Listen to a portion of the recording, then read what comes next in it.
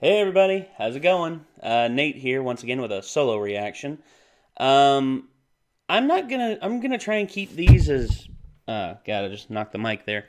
I'm gonna try and keep these as infrequent as possible because honestly, part of me doesn't want to oversaturate the channel, but on the other hand, there's some videos that I know that we won't react to as a group per se. It's because Ben has kind of put an embargo. And here's the thing. Ben doesn't get any enjoyment out of these, and I feel as though he... not that he'll take away from the reaction, I think that he just would not enjoy it.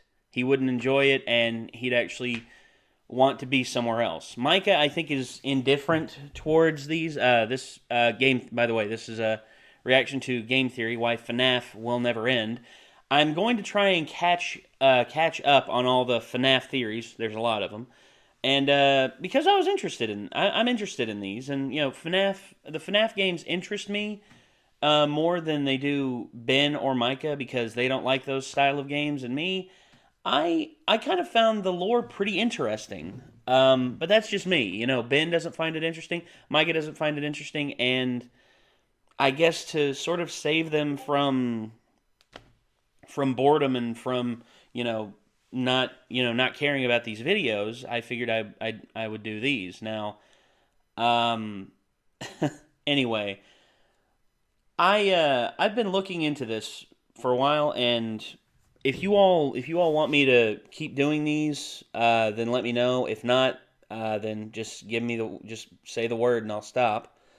But yeah, Game Theory. Why FNAF Will Never End. Let's get it on screen, and yeah, here we go, and there we are. Okay, I remember this. This is at the end of I think FNAF 4. So this is the double locked box. So yeah, here we go. There's gotta be a code to open this. Byte of 87. You text? I must be close. Incident of 83. 1 movie. 11 animatronics. 11 kids. 1 phone guy. 1 killer. Hex code for purple backwards. Is that Markiplier? Yes, Mark? Matt. It was me. It was me the whole time. He got Mark to be a part of this. Theory. Jesus. Oh, this warped Game Theory intro. I love this.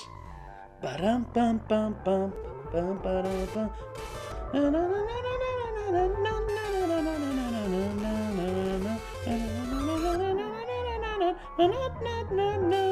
Hello, Internet! Welcome to the Five Nights at Freddy's podcast. Oh, sorry, I mean Game Theory. Game Theory! The show that covers theories on other games in the 2-week intervals between new installments of FNAF. But if I'm ever gonna see requests for games other than FNAF 4 in my Twitter feed, this video needed to be made. Because, I have a confession, Internet, I made a mistake in my last FNAF video. Not my research, mind you. My conclusion that this kid scientifically could not be the Byte of 87 victim was actually 100% right, both scientifically and, as you've been eager to point out, lore-wise. No, I was wrong in calling this the Byte of 87. I'm man enough to admit my mistakes. Hey, it's why they're called theories after all, right? Anyway, in this case, that's Scott fair. was sure to let me know my error in his first comment on any of my videos on the franchise to my knowledge, which was really exciting, but it did leave me wondering, should I feel honored or trolled? And let me just say, because you were asking, I didn't delete that comment.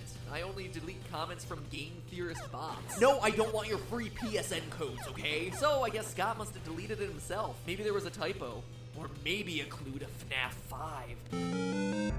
But before we get that far ahead, let's close the book. Well, on FNAF. he called it. First, let's set the record straight on where it takes place. It does not take place in Fredbear Family Diner, but rather the first location of Freddy Fazbear's Pizza, the one from the old phone guy tapes found in FNAF 3. But the Spring-Lock yellow suits are the only ones there, I hear you typing. You're right, they obviously are, but remember, Phone Guy's tapes in FNAF 3 welcome you to Freddy Fazbear's Pizza, not Fredbear Diner, before before he tells you about their, quote, specially designed suits. Roll that cassette tape. Welcome to your new career as a performer/entertainer for Freddy Fazbear's Pizza. Right now we have 2 specially designed suits that double as both animatronic and suit. Specially designed, i.e. not in existence during the Fredbear era. Plus, True, in that same very set true. of phone calls, Phone Guy tells us the suits have become decommissioned after an incident where there were, quote, multiple simultaneous spring lock failures. What do we see at the end of FNAF 4? An incident where multiple spring locks fail simultaneously and a child dies. And let me be clear, because the terminology is pretty confusing. In the game, the word spring lock is used to describe both the suit as a whole and the individual locking mechanisms within that suit. A spring lock suit is made up of multiple spring locks. To have multiple simultaneous spring lock failures, like Phone Guy says, would either mean multiple suits going down at the same time, which is a bit coincidental and hard to believe, or that multiple locks within the same suit collapse at the same time, causing a catastrophic failure. Say, for instance, because a child is squirming to escape and his tears are moistening the locks. Crunch. And besides, don't you think it'd be weird for Fredbear's Diner to use these suits, have them kill a child, sell the company, and then Freddy Fazbear's Pizza starts using them again? It just wouldn't make sense. That franchise would be dead. Dead. Although Fredbear and Springtrap are the mother. featured attractions at this restaurant, this is a Freddy Fazbear branded joint. One dating back to, as we see on the TV set, 1983. But enough about the timeline. I don't want to dwell on it in this episode. To me, having a general placement of the timeline is enough because the most interesting part of this game is the ending and its overall meaning. Like I said in the other FNAF 4 video, if this was just a random kid who got bit, that would be really lame. So how does this particular kid fit into the overall lore? Why is this incident of 1983 so important to show? Who is the FNAF 4 kid, and what does the ending line of "I will put you back together" mean? Well, let me tell you, the evidence points to him being the puppets. Let's look at the evidence. First, many have pointed out the streaming tears down the kid's face, which mimic the tears down the puppet's mask. Okay, sure, that was good evidence when we first saw them in FNAF 2, but at this point, those nice pixelated streams are on nearly every chubby-cheeked kid who's ever entered these restaurants. So alone, it's not much to go on. But we can take it one step further. While the tears themselves might not be interesting, look at this. It's a screen from the Mangle minigame back in FNAF 3. This weird, crying giant silhouette was just kinda out of place in the last game. And all us FNAF theorists just kinda glossed over it in our analyses, since, seriously, what is it? I mean, it kinda looks like the puppet, right? With its overall fabric feel and its thin striped legs. I mean, that's what I thought at the time, but again, there was really no reason to bring it up since it just didn't fit anywhere. But now we have a new game and new information that might make this make sense. Look at its body position. Notice anything specific about it? It resembles a position we see our FNAF 4 kid in throughout the game, including his final scene, kneeling down, 2 streaming tear tracks, and his face turned 2/3 toward the camera. Do you see the connection here? But not only that, look at what our kid wears. A black and gray striped shirt. And remember, this is in a world where all the other kids are generally wearing single color outfits. It's an oddly specific detail. Now I ask you, what's the signature look for the puppet? None other than black and white stripes. But besides those design details, consider that there's no sign of the puppet anywhere in this game, and yet practically every other animatronic is present in some form, meaning that this game likely exists at a time when the puppet has yet to be created. Remember when he just kinda showed up in FNAF 2, which I should remind you takes place 4 years later than this game? He just kinda came out of nowhere. Well, this could be the like an puppet's RKO origin story. This idea of kid as puppet also works really well with the locked box at the end. What's in there besides Markiplier's stunning face and buttery voice? A puppet. As we see in FNAF 2, he has a habit of coming out of boxes, and he's the only one who can bend and fold up into a space that small. But there's even more evidence when you look at the timeline. Now, I challenge you to ask yourself one question. What exactly is the child afraid of in this game? Why does he hate this restaurant so much? The easy answer would seem to be the animatronics, but that'd be wrong. It's important to note that at the time of the cutscene minigames, he's not scared of Freddy, Bonnie, and Chica. When you walk over the pile of plushies in the corner, we see that he considers these characters characters as his friends. These are my Foxy friends. is kinda in that camp too, but to a slightly lesser degree because his brother has started scaring him with the Foxy mask, hence the head being pulled off. Even the weird psychic friend Fredbear isn't a scary presence for him. So clearly he's not scared of the characters. Is he scared of the people working at the restaurant? The purple guy? Maybe, but that's not quite the full answer either. Again, watch how he behaves. When trying to escape the worker in the Fredbear outfit, he can't muster the courage to run past the show stage with the yellow suits. He collapses in fear. And when the bullies drag him over to the stage, he's freaking out. Clearly, what he is specifically afraid of in this restaurant is the yellow Springtrap suits, whether in animatronic mode or suit mode, which begs one question. Why? Well, the answer lies in psychic friend Fredbear. Look at the dialogue running through the kid's head. Hurry the other way and find someone who will help. You know what happens if he catches you. That line would be easy to write off as this just being a scared kid who believes the ghost stories he's heard from the dead-eyed girl he talks to on the way home. She's creepy. If it wasn't for one thing, this other line. No. Don't you remember what you saw? This kid actually saw something, a crime, something terrible in these restaurants. It would seem to imply that he saw another child get shoved into one of these suits. This would also explain the strange brown pixels sticking out of the yellow body backstage. A tuft of hair, perhaps? All of these details also fit with the character I've been lovingly calling Psychic Friend Fredbear. He's here, he's there, he's everywhere. Who are you gonna call? Psychic Friend Fredbear.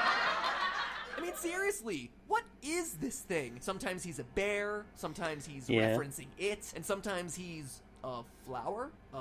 Okay. At first, it seemed like the creepy little toy was nothing but an imaginary friend. That was until the final moments, after the bite, when we see the bear's signature yellow text. But this time, instead of parroting back the kid's feelings like he usually does, he shows that he is clearly in possession of a mind of his own, saying all kinds of creepy things like, "You're broken. We're still your friends. Don't you believe that? And I'm still here. I will put you back together." This isn't just a split personality of the kid or anything. This is a separate entity. This is a spirit. This is someone who knows the danger of getting caught by the people wearing those suits.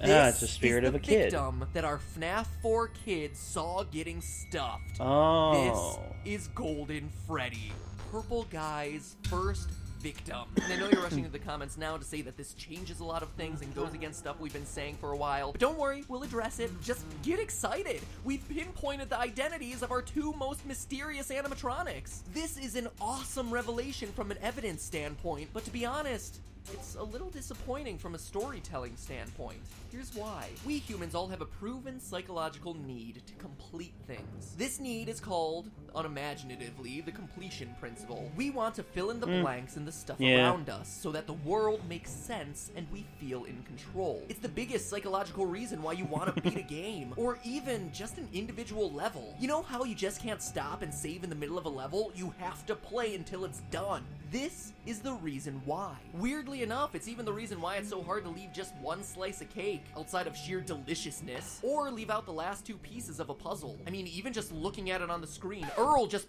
put the piece in. Just finish the last two, just animate the pieces to move over into the open slots, and I beg you, just finish the last, thank you. This isn't just you Jesus being, H. OMG, I'm so OCD. It's actually because the brain is wired to respond to knowing when you're done with a task. The brain can now take the mental energy it was using to focus on that activity and use it on something else. But what happens if you don't finish that piece of cake? Or if you walk away from a game right before beating the level? Your brain can't put that activity away because it's still not finished. You literally continue to spend mental energy on it in the background, even when you're doing other things. This is very true. As long as there are unknowns, your brain can't feel in total control and can't let things go. And whether he knew this when creating the first FNAF game or not, Scott Cawthon has done an amazing and infuriating job of creating a story that looks like it goes one way, but also looks like it might go somewhere else. This keeps us thinking about FNAF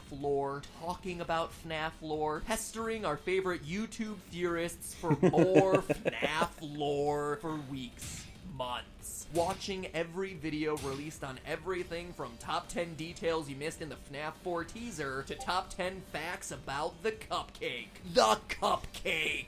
10 facts about the cupcake. Seriously. Once we're into how it the goes. lore, our brains literally cannot let the pieces go until there's some kind of resolution, a completed story. But Scott has done such a good job of keeping the game in flux that the pieces never quite feel like they fit in a way that feels satisfying. We never get that moment of ROLAIDS.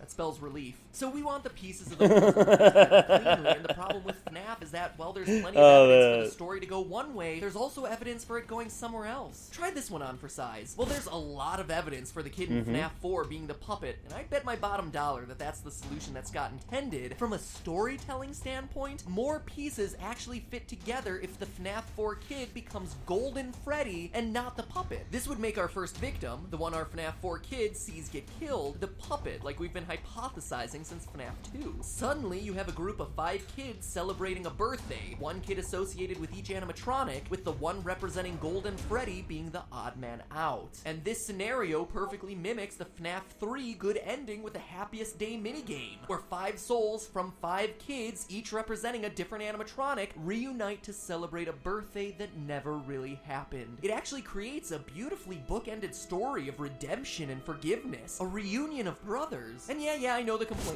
Don't get me started about the size of the kids being different. They're the spirits of dead children in an 8-bit minigame, okay? Literalizing the sizes seems to be a bit of a stretch. And it goes even further than that. In the FNAF 2 Give Gifts minigame, the puppet gives life to the dead children, with Golden Freddy as the odd man out who doesn't get a mask and does a ghostly jump scare at the end. That would reflect the 4 bullies getting killed in the pizzeria by Purple Guy in response to this incident, while the one, Golden Freddy, dies somewhere else, like a hospital bed. I mean, we do see the IV and pills and flowers, and as a result, that's why the puppet, the first victim, is able to reach those 4 kids' souls and save them, while Golden Freddy has to behave like a ghost. It also gels with the idea that the Take Cake minigame represents the first victim at the first location, and why the puppet is always the jump scare, because he's the kid we've just watched get killed. So a lot of storytelling pieces fit together, but at the end of the day, that leaves us with too many questions about why Golden Freddy is talking to our FNAF 4 kid. A spirit needs to be inhabiting that bear for the story to make sense, and Scott certainly put in plenty of evidence that leads us to believe that the FNAF 4 kid is the puppet. The FNAF 4 kid needs to have seen a tragic, scary incident to make him fear the restaurant, which means he can't have been the first kid to have been killed. In short, the challenge here is that you have a choice. There's more evidence for our FNAF 4 kid becoming the puppet, but the resulting story is more satisfying for him to become Golden Freddy. And either side leaves you wanting more, because not all the evidence works in either scenario. And that is the true secret to FNAF.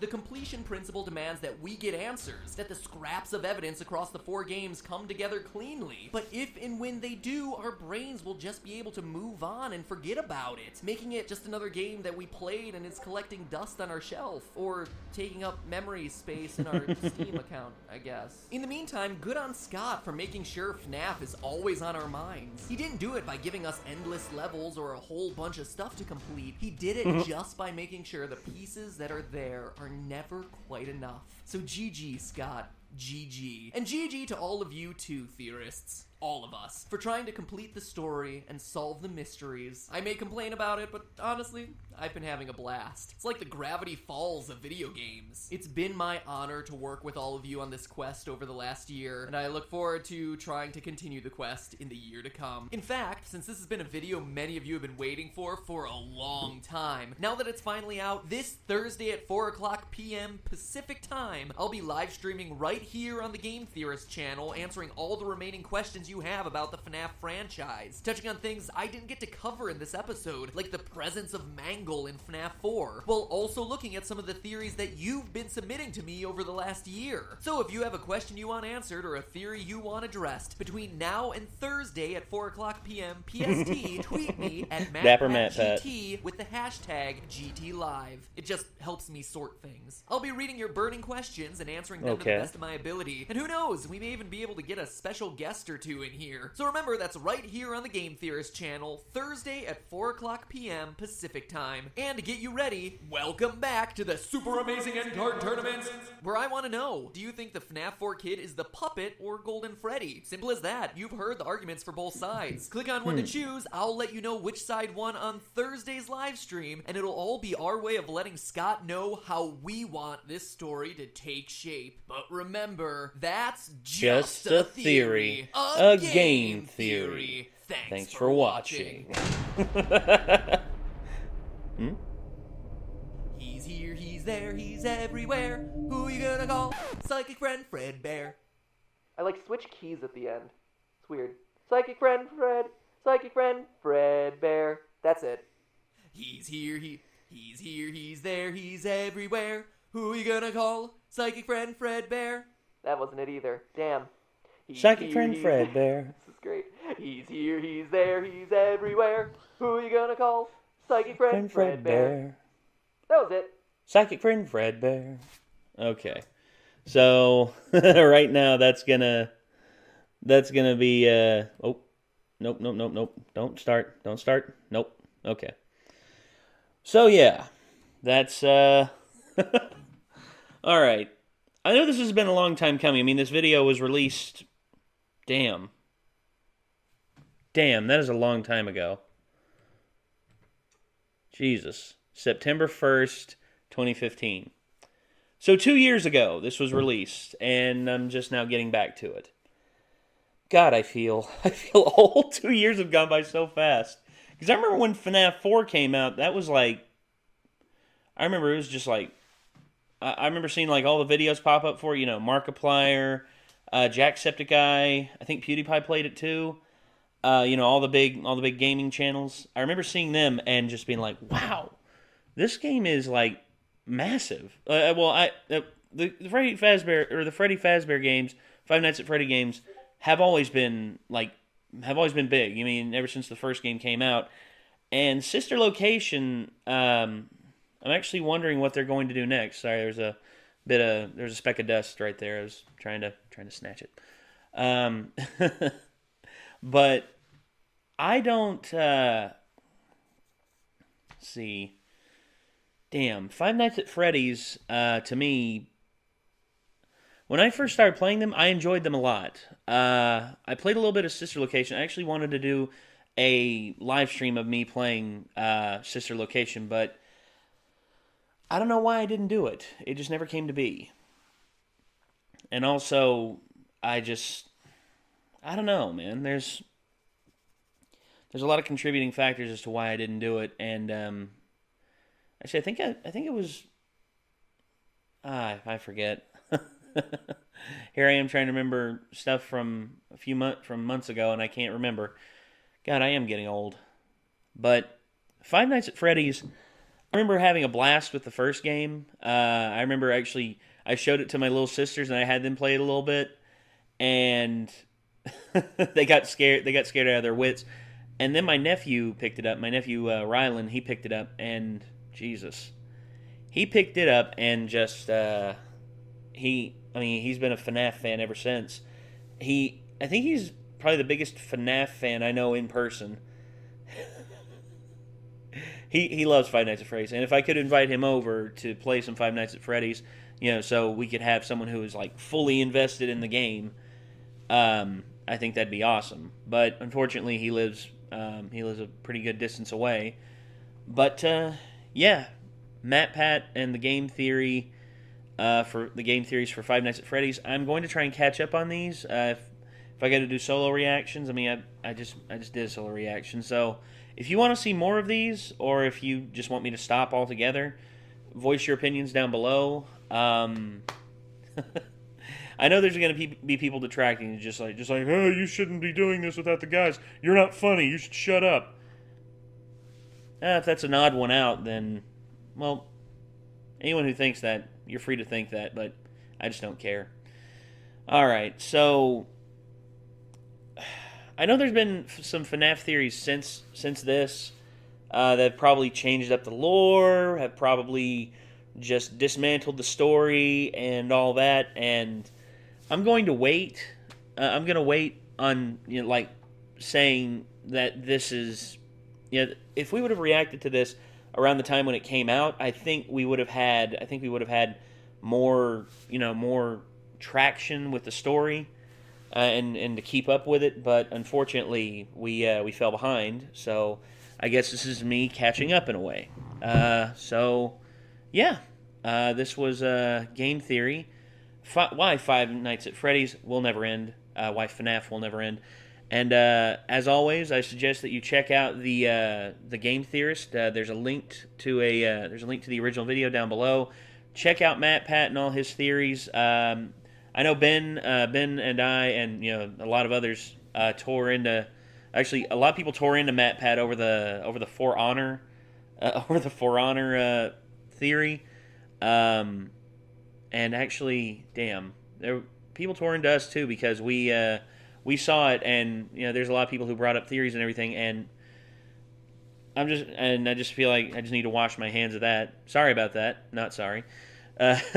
So if you want to see me do more game theories, because I know Ben doesn't get much enjoyment out of these because he feels as though Matt Pat doesn't do good enough research, but I like watching these to get the enjoyment out of them. So anyway, I guess that's going to do it. This, once again, Game Theory, Five Nights at Freddy's will never end.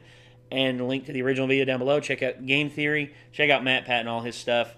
And I guess until next time, I'm Nate. I'll see you later. Peace out.